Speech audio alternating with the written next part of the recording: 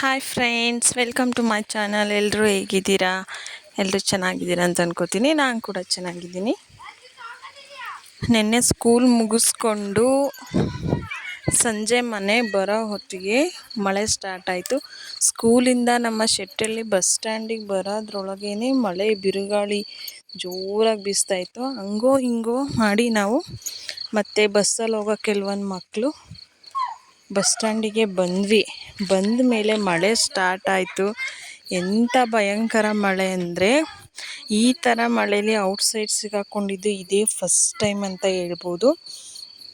ತುಂಬ ಆಲಿಕಲ್ಲುಗಳು ಬೀಳ್ತಾಯಿತ್ತು, ಮರಗಳ ಕೊಂಬೆಗಳೇ ಮುರ್ಕೊಂಡು ಬೀಳ್ತಾಯಿತ್ತು. ನಾವು ಬಸ್ ಸ್ಟ್ಯಾಂಡಲ್ಲಿರುವಂಥ ಒಂದು ಬಸ್ ಸ್ಟ್ಯಾಂಡ್ ಕಟ್ಟಡದೊಳಗೆ ಇದ್ವಿ. ಅದ್ರ ಒಳಗಡೆ ತುಂಬ ಆವಿಕಲ್ಲು,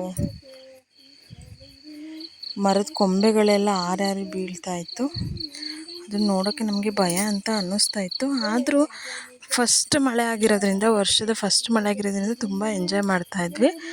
ನಮಗಿಂತ ಮಕ್ಳನ್ನ ಕೇಳಬೇಕಾ, ಮಕ್ಕಳು ತುಂಬ ಎಂಜಾಯ್ ಮಾಡ್ತಾಯಿದ್ವು. ಆಲಿಕಲ್ಲನ್ನೆಲ್ಲ ಮಳೆ ಮತ್ತು ಗಾಳಿ ಭಯ ಇಲ್ಲದೆ ಆಲಿಕಲ್ಲನ್ನ ಹಾಯ್ಕೊಂಡು ತಿಂತಾಯಿದ್ರು. ಇನ್ನೊಂದು ವಿಷಯ ಅಂದರೆ, ಆಲಿಕಲ್ಲು ಹೆಲ್ತಿಗೆ ತುಂಬ ಒಳ್ಳೆಯದು ಅಂತ ಹೇಳ್ತಾರೆ. ಅದು ನನಗೂ ಗೊತ್ತಿರಲಿಲ್ಲ. ನಮ್ಮ ಟೀಚರ್ಸ್ ಕೆಲವೊಬ್ಬರು ಹೇಳಿದರು, ಕೆಲವೊಂದು ಹೊಟ್ಟೆ ನೋವೆಲ್ಲ ಕಡಿಮೆ ಆಗುತ್ತೆ, ಆರೋಗ್ಯಕ್ಕೆ ಒಳ್ಳೆಯದು, ಸ್ವಲ್ಪನಾದರೂ ತಿನ್ನಬೇಕು ಅದು.